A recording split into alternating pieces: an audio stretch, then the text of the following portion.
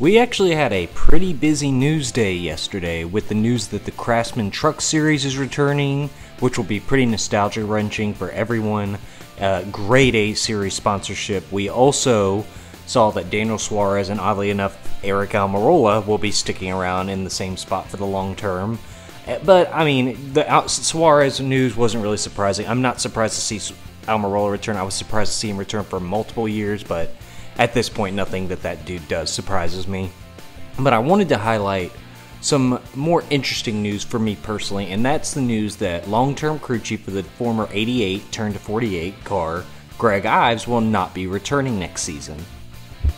Ives listed that family and wanting to be off the road was the main crux of his decision, and I believe that. I think that Ives made that decision under his own power and was ready for a change, but at the same time, I think Alex Bowman was ready for a change as well, and I think Hendrick Motorsports knows this. Let's be honest, this season has been, well, very disappointing for Alex Bowman coming off of a 4-win season. We really expected him to take the next step into true championship contention, and that's just not been the case, at least at the moment. His overall stats are on track to, at best, match last year, and I think that alone is disappointing. His inconsistency issues that plagued him last season don't seem to have gone away in 2022, and Alex Bowman has become subject to a lot of speculation on the internet that he's on his way out for Kyle Busch, which I do not think is the case, but people have been really just dredging that up any chance they get. The perception of him is what's important here, and the perception of him went from excitement to being the black sheep of Hendrick Motorsports. And even though he's been better than his teammate William Byron, despite William Byron having his second win, Bowman is still considered to be the lowest man on the totem pole there. And I think Bowman is an easy target since he came out of nowhere in his career, and the belief is that Hendrick Motorsports doesn't have a lot invested in him. However, I think that's not the case at all. Alex Bowman has a big investment from Ally, who outside of Smithfield, who just did whatever they did with their Almirola, is the only sponsor who is on a car year-round. Ally seems to have hitched their wagon to Bowman, which means if HMS wants to keep getting that sweet paycheck, they need to get Bowman on track. So to me, the Ives leaving might be a play to shake things up on the 48 team and try to see if Ives was the issue, or at the very least if Bowman and Ives' chemistry was the issue. Much how like they switched crew chiefs on Byron twice until they finally seemed to find the right fit with Fugle. Of course, this year that's looking like it might be up to debate, but I'm not talking about Byron in this video.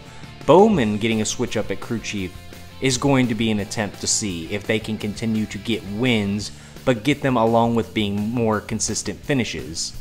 And you know, the problem whenever you look at Bowman is you don't 100% know if it's Bowman or it's the crew chief, and Bowman is a hard guy to judge what his ceiling is or ever was, pretty much because the dude had an NBA 2K storyline equivalent to a NASCAR driver. Bowman has went all over the garage at every level and clawed his way into a top ride. The issue is that much like a lot of his wins seem to be, his career at HMS comes from practical luck. If it wasn't for Dale Jr. taking a vested interest in him, there's a chance Bowman wouldn't even be in NASCAR today. And if I was to make my own personal opinion of Bowman and his actual talent level, I would say making the crew chief change isn't going to make a ton of difference in terms of making him a championship contender. And I kind of came to that because I went back and looked at what Bowman has done at every level, and I pieced it all together to say that this is probably the height of his abilities, although I do think he can become more consistent. In 2011 and 2012, Bowman competed in ARCA with Venturini Motorsports for 2 races where he earned 2 wins, and then at Kerry Schurer Racing where he competed full-time and garnered 4 wins but finished 4th in the final standings behind Chris Buescher, Frank Kimmel, and Brennan Poole. While at first 4 wins and 4th in the standings sounds good, ARCA in 2012 wasn't too different from ARCA now. There were really only 5 competitive cars that season, with Bowman being the 4th best of them, and you know, Kerry Schurer Racing wasn't a powerhouse team, but they always had solid cars when on the track, and have had guys like Ryan Blaney, Austin Wayne Self, Kyle Weatherman, Austin Cindric, and Myatt Snyder put up good efforts in their cars that is comparable to Bowman's average finish that season, albeit some were only racing part-time. And then you go to the Xfinity Series at Rav Racing, and he ran well for that equipment.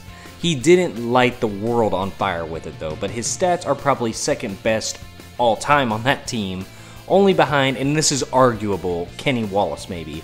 I'll let you decide if that's kind of a good or a bad thing, but it's in 2016 when Junior finally gets his eye on him and gets a hold of him and puts him in a Junior Motorsports equipment, and his stats were solid, but not great, with 3 top 5s and 7 top 10s and 9 starts. And I say solid because even though he only finished outside the top 10 twice in his JRM equipment debuts, he was on, Junior Motorsports was on fire in 2016, and his Bowman's average finish of 11th was pretty average compared to all the other drivers that raced for Junior that season. But then the guy turns around next year and wins a race for Ganassi. So to me, I think Bowman is very situationally talented. He's not going to thrive in every condition, and he's not a generational talent. I think he is exactly what he has been on Hendrick these past 2 years. Good enough to get the job done in a good car. With the right crew chief and team, I could see Bowman putting his name into the hat for a championship one day. But he's got to hope this next regime change is the one to do it, because I'm not sure how much patience Ally is going to have with their checkbook. And I'd say once Bowman isn't backed with funding is probably the final day you see him in the 48 car. But what do you guys think? Do you think that the reason Greg Ives is leaving is because they need to make a change for Bowman for Ally's benefit? Or do you guys truly just think this is just something Greg Ives wanted to do? And do you hope that Alex Bowman is going to see a jump in statistics and a jump in performance with the new crew chief? Tell me what y'all think that Alex Bowman's future holds in the comments. Please like and subscribe, and I hope you all have a great day.